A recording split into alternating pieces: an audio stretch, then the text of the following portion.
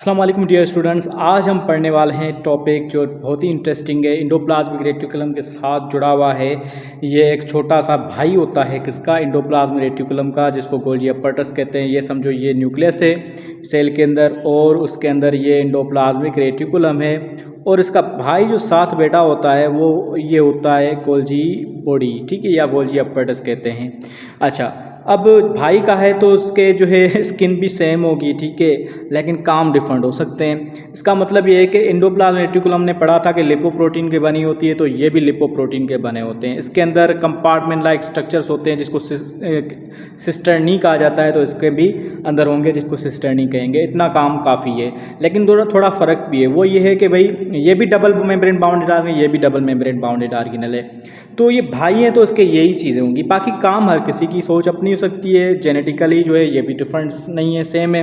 अच्छा, अब जो है इसके जो है कोई टाइप नहीं होता। जैसे इसके दो टाइप्स हैं ना, स्मूथ ईआर और रफ ईआर, लेकिन इसका कोई टाइप नहीं होता, जस्ट स्मूथ की तरह होता है, ठीक है। स्मूथ भाई है ना, उसी की तरह होता है सही है। अच्छा, और जो है इसके पास राइबोसोम नहीं होते। चलो अब देखते हैं बुक क्या कहता है हमें इसके बारे में। ये देखो, रिकॉलिंग ये गोल्जी अपरटस को डिस्कवर किसने किया, ये बताया। Golgi was discovered, Camillo Golgi scientist था, उसने डिस्कवर किया था। अब Golgi apparatus consist of 5 to 8 cup shape membrane covered से स्कॉल सिस्टर्नी, वही बात आ गई।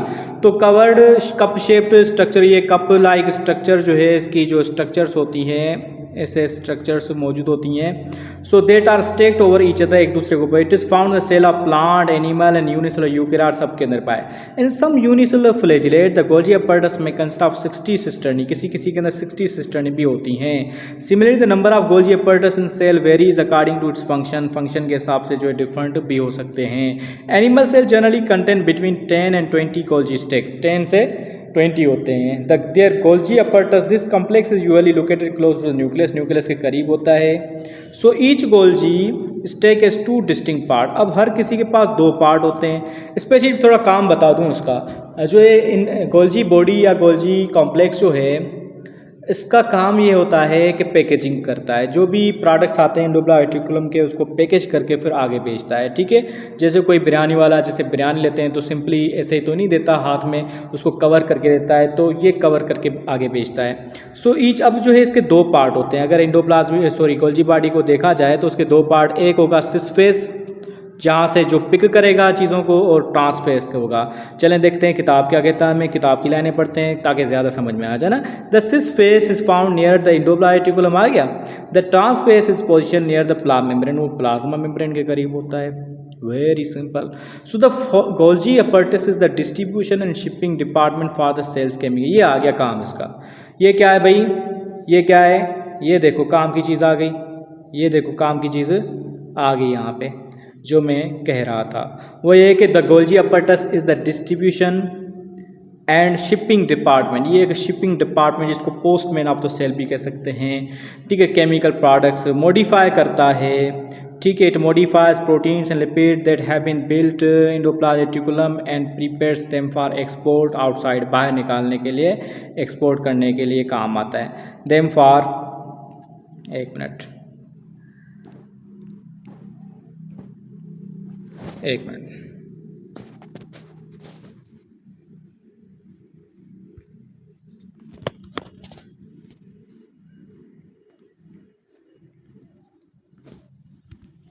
अच्छा जी, चलें देखते हैं इसमें क्या है।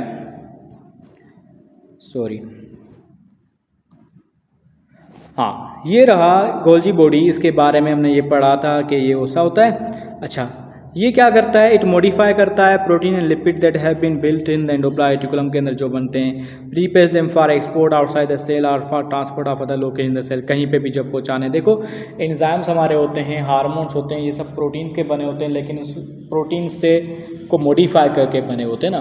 तो सिंपल प्रोटीन जो बनती है वो एंडोप्लाज्मिक रेटिकुलम बनाती है, लेकिन उसको कन्वर्ट करते हैं उस फॉर्म में, फंक्शनल फॉर्म में ये कन्वर्ट करते हैं। So small vesicle that contain proteins, carbohydrate, फास्फोरेट, other molecule bud off from ER से निकलते हैं। The vesicle move through the cytoplasm until they reach the space तक पहुंचते हैं। ठीक है, the vesicle fuse with Golgi apparatus में आते हैं, रिलीज देयर मॉलिक्यूल, वहाँ पे मॉलिक्यूल जो अपना रिलीज करते हैं into here the compound of food the process को प्रोसेस किया जाता है। Enzyme present Golgi lumen, lumen के अंदर एंजाइम होते हैं जो कन्वर्ट करते हैं टू ग्लाइकोप्रोटीन या ग्लाइकोलिपिड्स में कन्वर्ट करते हैं, जो जिसका ज़रूरत होती है उसको।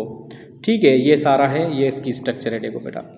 ठीक है, बहुत ही सिंपल। अच्छा, जो भी दोस्त आपके हैं फीडरल में हैं तो उनको बता दें 10th ग्रेड का जो है बायोलॉजी का बुक भी यहाँ पे पढ़ाया जा रहा है, उसके भी लेक्चर्स अपलोड किए जा रहे हैं फुल बुक के। ठीक है बेटा। अच्छा, यहाँ पे देखो सिस फेस, ये देखो सिस फेस है और ट्रांसफेस जो इन्होंने कहा है, इन्होंने नहीं दिया है तो ये रहा ना, हाँ बिल्कुल सॉरी, ये ट्रांसफेस रहा।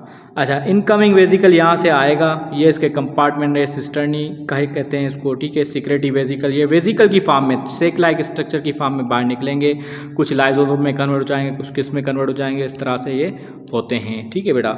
सो the products is extruded from the trans face, निकलते कहाँ से, trans face of Golgi apparatus in a vesicle and direct to final destination inside outside cell. फिर वो इनसाइड या आउटसाइड सेल काम करना है, वो भी डायरेक्ट करता है कौन, गोल्जी बॉडी करता है। The exported products are known as secretion, जो बाहर निकलती हैं उसको कहते हैं सिक्रेशन कहते हैं। Other products are return to the endoplasmic reticulum are many undergo maturation to become lysosome. ठीक है, दूसरे जो है लाइसोसोम में कन्वर्ट हो जाते हैं। In addition the Golgi apparatus the plant cell produce pectin and other polysaccharides specifically needed for plant structure metabolism, polysaccharides वगैरह जो है वो भी सारे यही बनाता है। ठीक है, अब इसके जो है ये चीज़ देखते हैं कि बॉक्स में उन्होंने क्या कहा है। ये